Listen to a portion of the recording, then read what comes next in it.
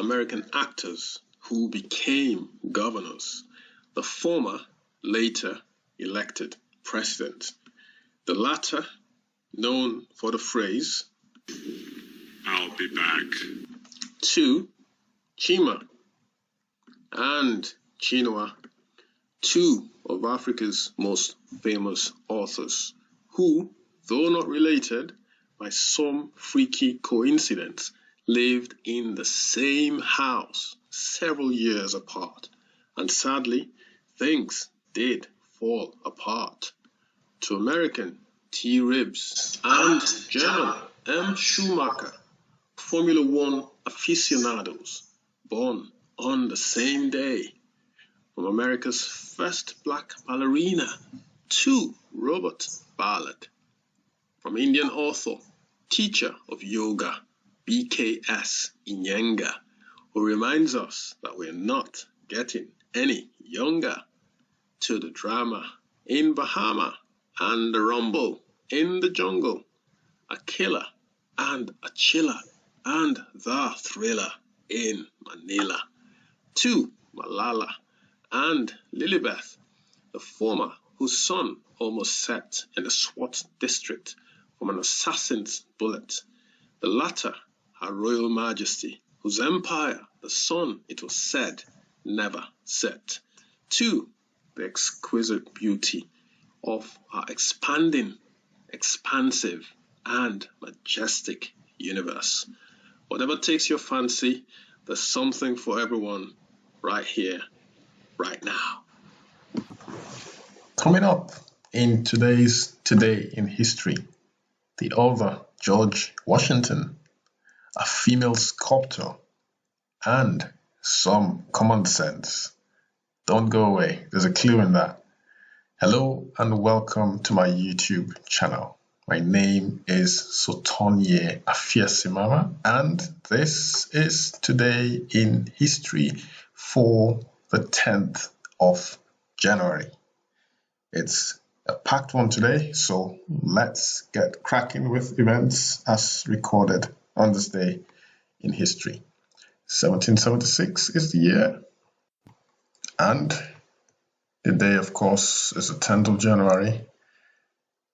Publication called Common Sense. Yes, I did give you a clue there. So Common Sense, which was a pamphlet by a man called Thomas Paine, was published on this day. This was a 50-page pamphlet that sold more than 500,000 copies within a few months, and it called for a war of independence that would become the American Revolution.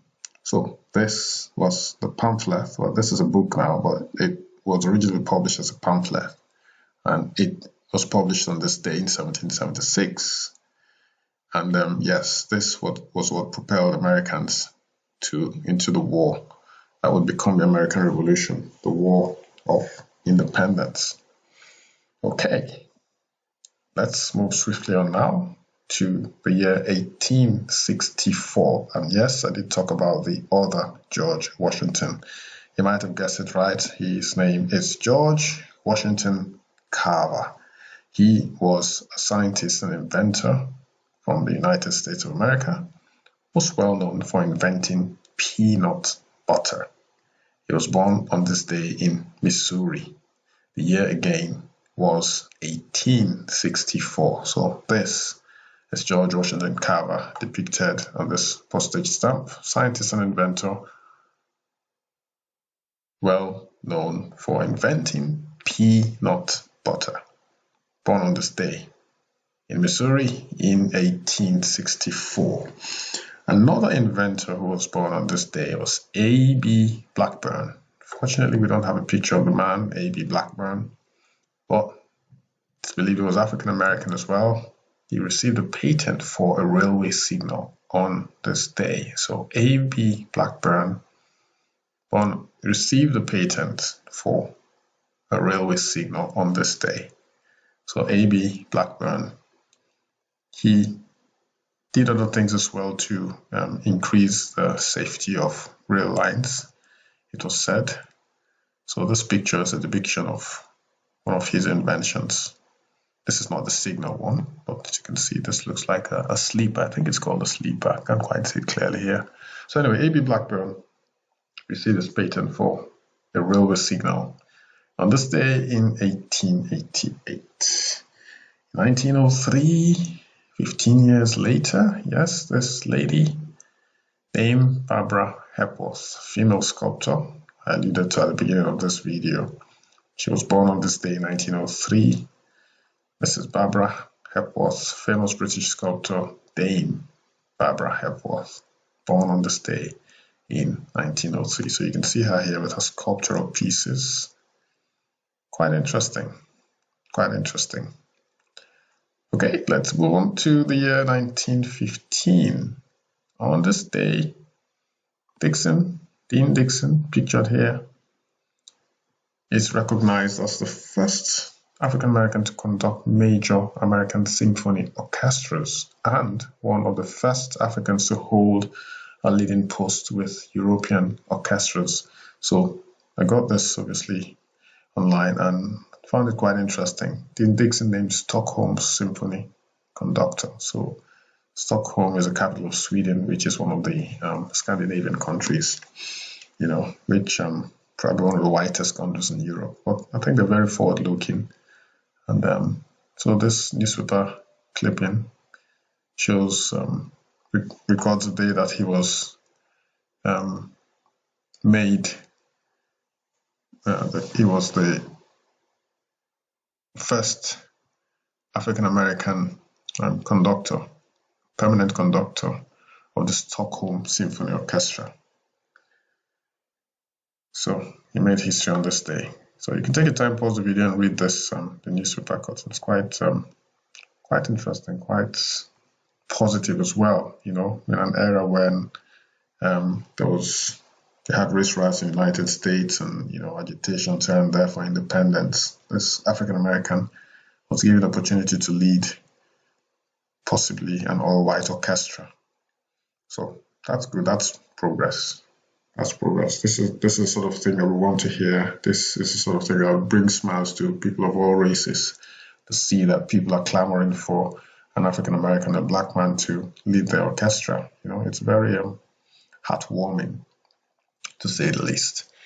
Okay, next, 1920 was the year, and the League of Nations was established in Geneva on this day. So the League of Nations established in Geneva on this day in 1920.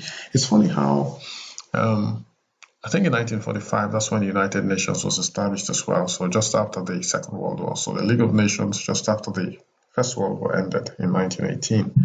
There were talks about it in 1919, and then in 1920 in Geneva, the League of Nations was established. Presumably these two organizations were established to establish peace, basically. Peace on earth. And we haven't had that. Instead, I think our world has gone from one turmoil to another. What do you think, guys? You think that we are capable of bringing peace to our planet? Do we have the wherewithal? Do we have the intelligence, the heart to bring peace in our troubled world? Drop me a comment in the comment section, let me know. But so far, it looks like the world has gone from bad to worse. Peace seems to have eluded us. Anyway, let's move on to the year 1945. On this day, Rod Stewart, pictured here, was born. He is a British singer-songwriter. Rod Stewart, if you haven't heard of him, Google him up. Quite famous, world famous Rod Stewart was born on this day in 1945. A year later, in 1946, radar signals bouncing off the moon were detected for the first time. So this is an illustration of what it would look like, what it looks like. Radar signals were detected for the first time on this day in 1946. If you're enjoying my video so far, guys, Don't forget to check out my other videos like this one here. Also, consider liking, so give me a thumbs up as well. Sharing this is various social media platforms. So there's Facebook, Twitter, your email, Reddit, Pinterest, Blogger, Tumblr, and LinkedIn, and also Skyrock if you've got Skyrock. So subscribe as well so that you receive notifications whenever I drop a video. So again, I did talk about peace on earth, and it's a bit ironic that we have this picture here as well.